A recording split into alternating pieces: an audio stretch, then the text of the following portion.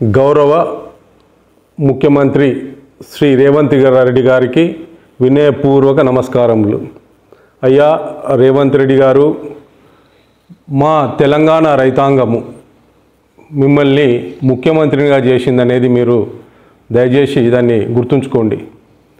ఎందుకంటే మీకు పట్టణ ప్రాంతాల్లో వచ్చిన అసెంబ్లీ స్థానాల కంటే గ్రామీణ స్థానాల్లో వచ్చిన అసెంబ్లీ స్థానాలే ఎక్కువ. సో అదంతా పక్కన పెడితే మీరు ఒక రాష్ట్రానికి ముఖ్యమంత్రి. అంతేకాకుండా మీరు వరంగల్ డిక్లరేషన్లో రైతుల కొరకు హామీలు ఇచ్చారు.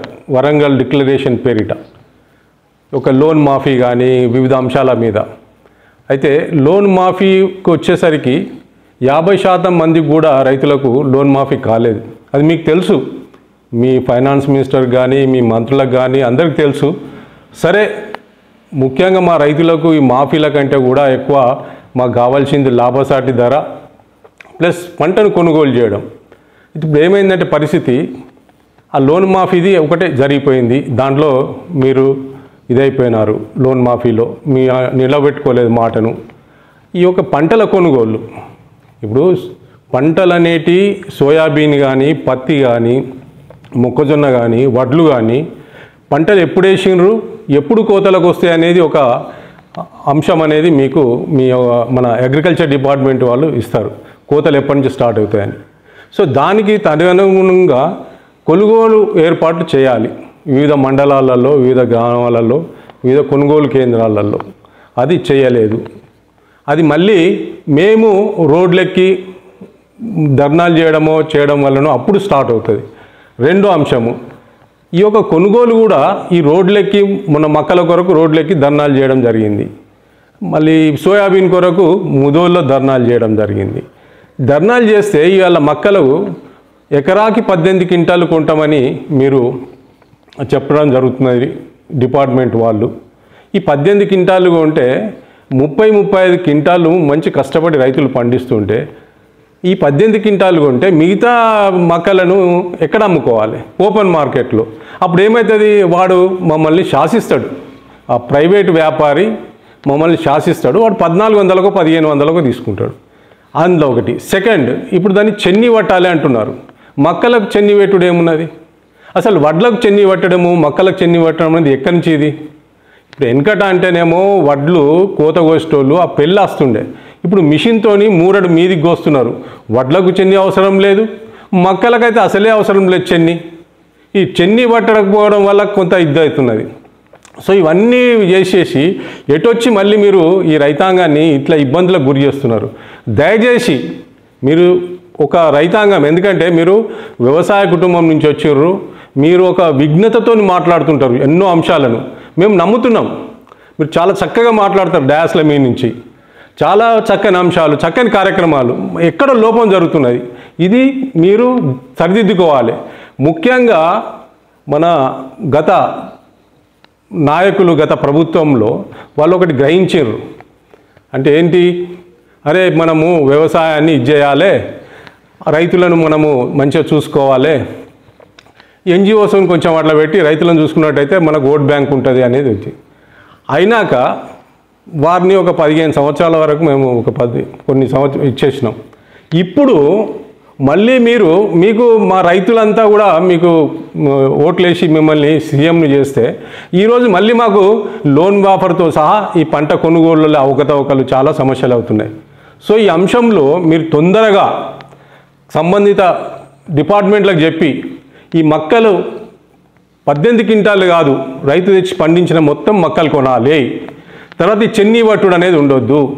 తర్వాత దానికి నామ్స్ ఏమిటో చెప్పండి, గవర్నమెంట్ డిస్ప్లే చేయండి, మక్కలకి ఇంత మాయిశ్చర్ ఉండాలా, ఇంత ఇది ఉండాలి అని. అదేవిధంగా సోయాబీన్ కొనుగోలు కూడా మీరు అదేవిధంగా ప్లాన్ చేయండి. అక్కడికి వెళ్ళినట్టయితే నానా ఘోష, దుమ్ము ఉన్నదంటాడు, లేకుంటే పదన అంటాడు. ఇవన్నీ అసలు లేని వాటిని కూడా అంశాలన్నింటినీ పెట్టేసి నానా అవస్థలు పెట్టడం జరుగుతున్నది. కొనుగోలు కేంద్రాలు ఏర్పాటు చేయడానికి ధర్నాలు చేయాలి, కొనుగోలు సరైన విధానం చేయడానికి ధర్నాలు చేయాలి, అయినా మేము ఇది చేస్తలేము. సో ఇవన్నీ బాధలకే మేము మీరు అన్నీ ఆ గతంలో జరిగినాయని చెప్పేసి మళ్ళీ మీకు బ్రహ్మరథం బట్టి మిమ్మల్ని సీఎంగా ఎన్నుకున్నాం. దయచేసి అంటే ఈ విషయాలు మీ వరకు వస్తున్నాయో లేదో కాబట్టి సత్వరమే మీరు జిల్లాల నుంచి జిల్లా కలెక్టర్ల నుంచి సమాచారం తెప్పించుకొని వడ్ల కొనుగోలు కేంద్రాలు కానీ మొక్కల కొనుగోలు కేంద్రాలు కానీ ఏరియాను బట్టి అడ్వాన్స్గా మీరే ఏర్పాటు చేయండి. తర్వాత వర్షాలు వస్తే అవి తడవకుండా ఏర్పాట్లు చేయండి. చేసి టైంలో ఏదో మరి ఆ బడ్లు కోసి లేకుంటే మొక్కలు తెచ్చి మార్కెట్లో పెట్టి ఆ కుప్పల మీద వండి ప్రాణాలు పోయి ఎన్నో జరిగినాయి. అట్లా కాకుండా ఎంబటెంబటే మొక్కలు కొనుగోలు కానీ వడ్ల కొనుగోలు కానీ సోయాబీన్ కొనుగోలు కానీ జరిగి లిఫ్ట్ అయిపోవాలి అక్కడి నుంచి. అటు తడిచినాక 3 సార్లు ఆరబోసుడు ఇది చేసుడు ఇట్లా చేయకండి. ఒక అన్నదాతను ఇబ్బంది పెడితే చాలా సమస్యలు మళ్ళీ మీకే ఎదుర్కొంటారు. కాబట్టి దయచేసి మేము అనుకుంటా ఇవన్నీ మీకు దగ్గర రాలేదు, కనీసం మరి మేము ఏ విధంగా మీకు చెప్పుకోనో అర్థమైతే లేదు. ఇప్పుడు మా రైతులందరూ బాగా అసలు కన్నీరు మున్నీరు అవుతున్నారు వాళ్ళు. ఎందుకంటే వెనకటి లెక్క పోసుకోదానికి గాదెలు లేవు, మీరు తర్వాత కొంటామంటే లేకుంటే రేట్ వచ్చినప్పుడు అమ్ముకున్నామంటే గాదెలు లేవు. ఇవన్నీ సమస్యలు ఉన్నాయి మాకు. కాబట్టి మీరు వచ్చిన పంటకు ముందే అరేంజ్మెంట్లు చేసి ఆ రేటు ప్రకారంగా ఈ యొక్క మాయిశ్చర్ బీశ్చర్ అనవసరంగా ఇబ్బందులు పెట్టకుండా, ఎందుకంటే ఆల్రెడీ మీరు అలా 15 మాయిశ్చర్ కొన్ని ఇచ్చారు, ఇంత మాయిశ్చర్ ఉండాలి ఇంత పెళ్ళ ఉండాలని మళ్ళా కటావు పెడుతున్నారు.